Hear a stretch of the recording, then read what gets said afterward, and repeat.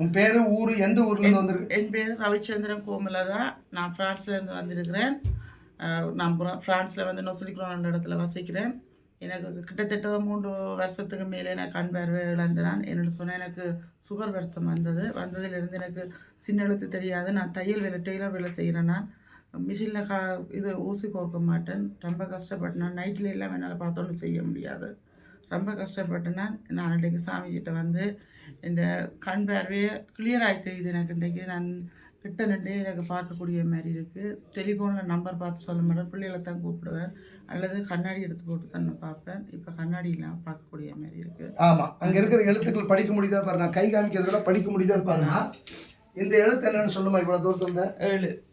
இது என்ன நம்பரு? 7. சவுண்டா சொல்லு. 7. இது 14. இது 10. 23. நல்ல பளிச்சுன்னு கிளியெல்லாம் தெரியுது. பளிச்சுன்னு படிச்சு சின்ன எழுத்தெல்லாம் தெரியுது. இதெல்லாம் சின்ன எழுத்தெல்லாம் தெரியும். அவ்வளோதான்.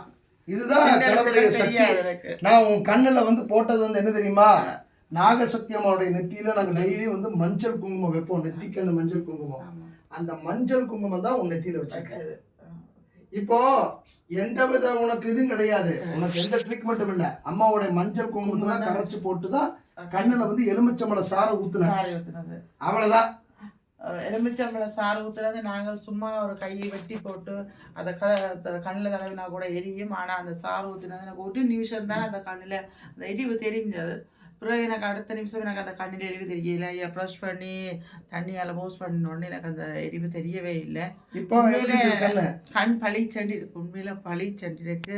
நன்றி சாமி. எனக்கு இந்த கண் பிரான்ஸ் நாட்டுக்கு வருவோம். கண்டிப்பாக சந்திக்கணும் சாமி. ஓம் சக்தி. நாங்கள்